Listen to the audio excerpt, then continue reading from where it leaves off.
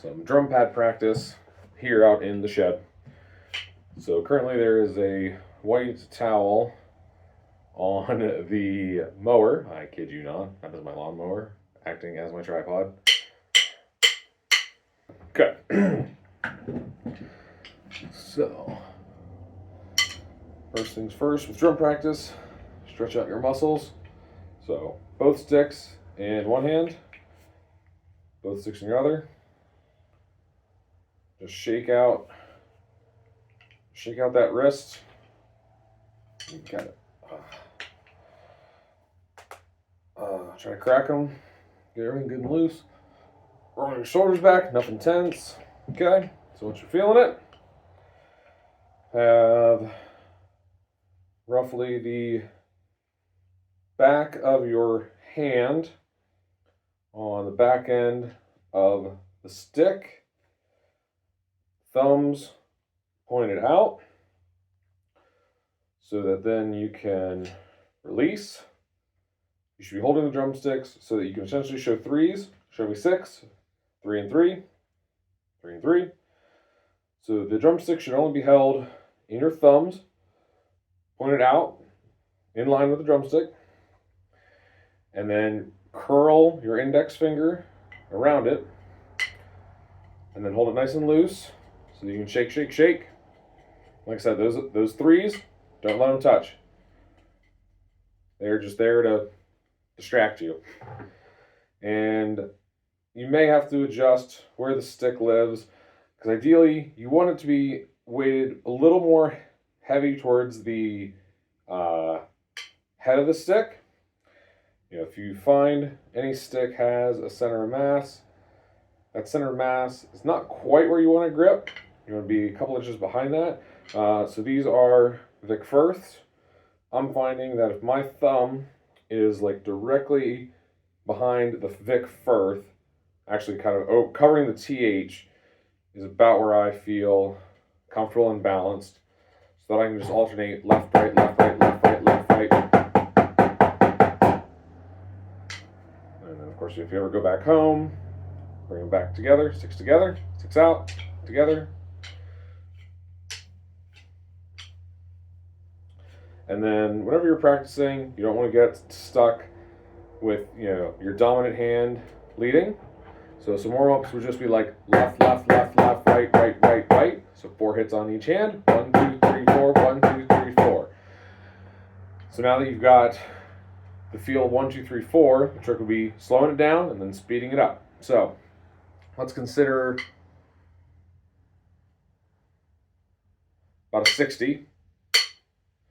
1, 2, 3, 4. 1, 2, 3, 4. 1, 2, 3, 4. 1, 2, 3, 4. And then at some point, when you feel comfortable with this speed, pick it up a bit. And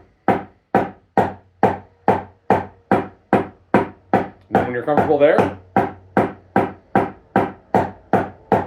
pick it up again.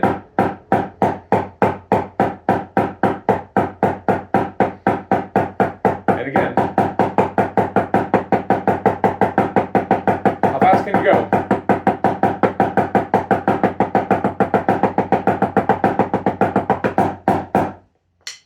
I don't know if you noticed there, as I was getting faster and faster, I had to go lower and lower to the drum head, because of the simple physics of the farther back you recoil, the farther forward you have to go. Farther distance takes more time. So if your goal is speed, then you cannot lift the stick too high. You have to be aware of how high the stick goes. Now that was just 2 on each. So before we go to 2, let's go to 3. We'll find 60 again. Now we're going to try to fit. I don't want to do this.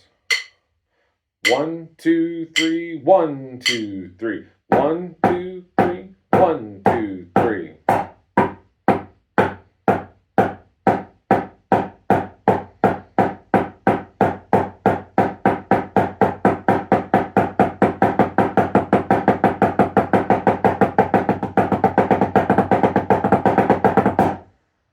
That last one fell a little sloppy, but what can you do? Okay, now the fastest one that at least I can go, that I feel comfortable doing, a bit rusty, is going to be 1 and 2 and. 1 and 2 and. Left, right, or, depending if you want to do, right, left. Whichever hand you want to lead on. I'm righty, so I'm trying to work on left dominant right now. So, let's find 60 again. 1, 2, ready, play. 1 and 2 and 3 and 4 and 1 and 2 and 3 and 4 and.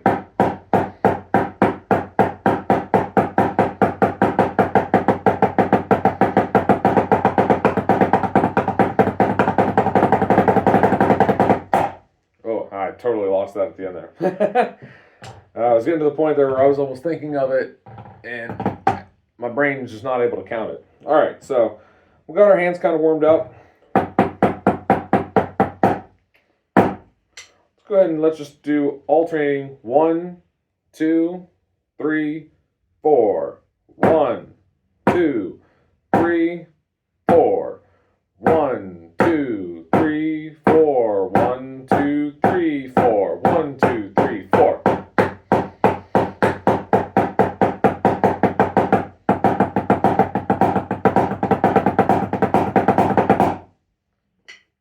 So again, a bit sloppy, but I'm working on that left, If I were to instead lead on my right, I can get a little bit more speed out of it. A little bit more speed. Oh, by the way, so on your practice pad here, hopefully you've got something like this, maybe an actual drum pads, a little bit quieter. You can be a little more considerate of your neighbors. You know, love thy neighbor, considerate of thy neighbor. So, drum pad's really nice. You still can get a good bit of volume out of it. You can get the same kind of kickback, recoil that a typical drum head's going to give you, but you never have to worry about tightening it. I don't think I can pop it. I can find out. I don't know. Maybe eventually. You still have the same, kind of rim sound. So if I want to do something like a rock beat,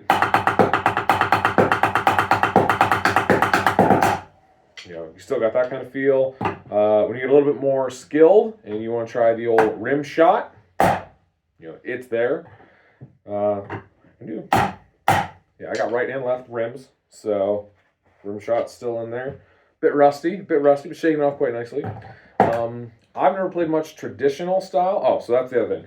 The grip that I was discussing earlier, that is considered modern? Actually, I don't know the name of it, but I know traditional style. Again, I don't play a whole lot of trad, but you hold your non-dominant the same, or I guess depending on how the drum ends up waving. Because the reason, at least to my knowledge, that traditional style was a thing, the drummers used to have just a strap.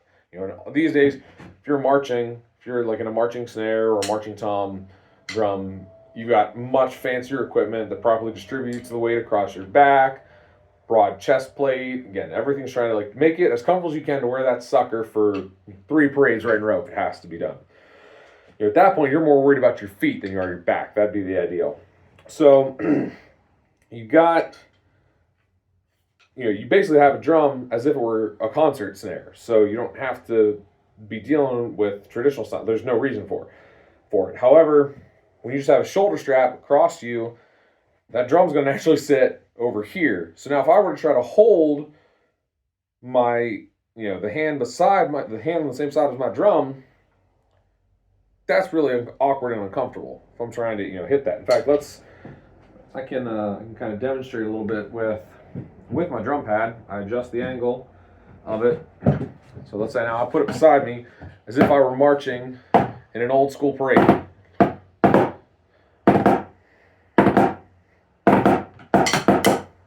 See, that's I'm already, my arm's already tired. And I barely played 2, 3, 4 measures, something like that. Whereas if I go traditional style,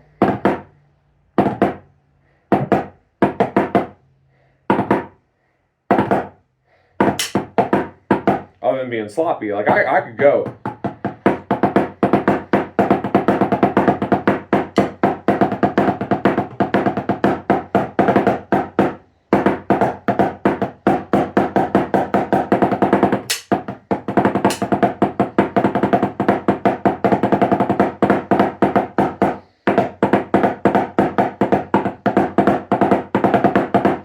So I can go a whole parade on that. And that's actually a lot lower. Like a typical, like a parade drum, if I was going old school parade drum, probably I personally would adjust it a little bit higher on my head, not too much higher. But I'm actually kind of surprised how comfortable this feels. The one thing I can't do traditional, I never mind, yes I can. They're not very good rolls, but that's not a terrible roll.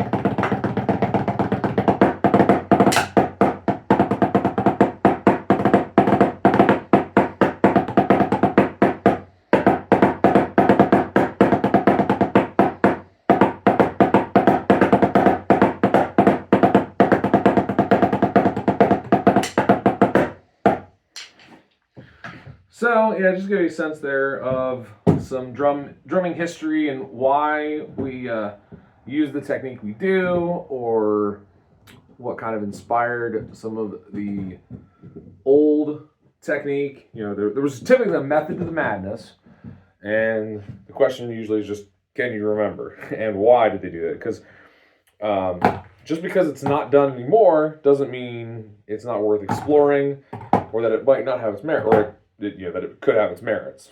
But yeah, I mean, if you're in a concert snare type setting, playing traditional style is literally just for looks. If you're in a marching band, that is just for looks. I personally cannot think of any reason why you would want to play that over. I have so much more control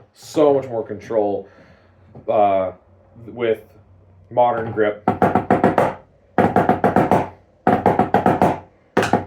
And then dominant hand, of course.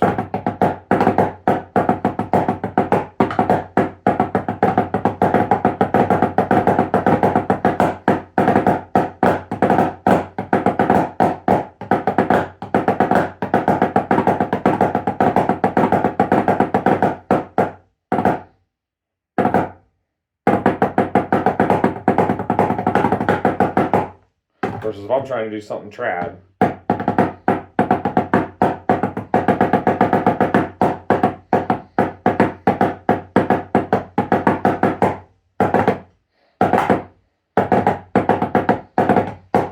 That's actually it. So again, it's like a flair thing. If I want to be able to, stick flip, do all kinds of smoke and mirrors, kind of jazz it up or whatever, yeah, I can't quite easily do. Now I can do this type of effect. So if you want window dressing, you can do window dressing. You know what impresses me? If you're able to go from something like a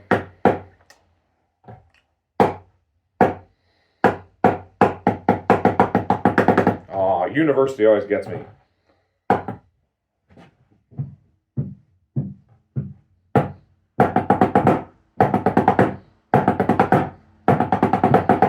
Ah, crap. There you go. Do a quintuplet.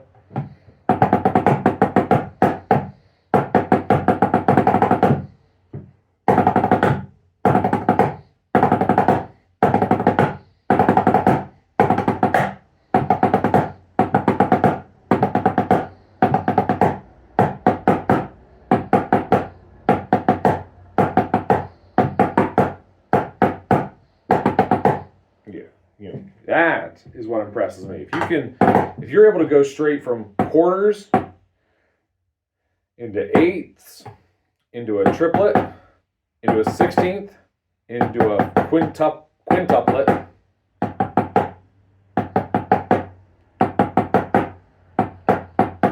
that's it. Yeah, even a versa T1, into a sextuplet.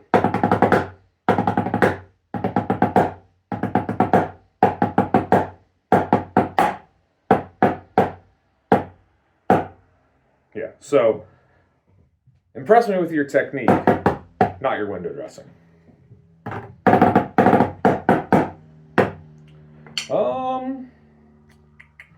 I would say that pretty much covers the basics of drumming. Huh, who would have thought? I just summarized pretty much my, who would have thought? I could summarize my, I started learning drums in 4th grade, which for me would have been 2003. And here we are in 2024. So I just summarized about 21 years of drum lessons for you in about 15 minutes. So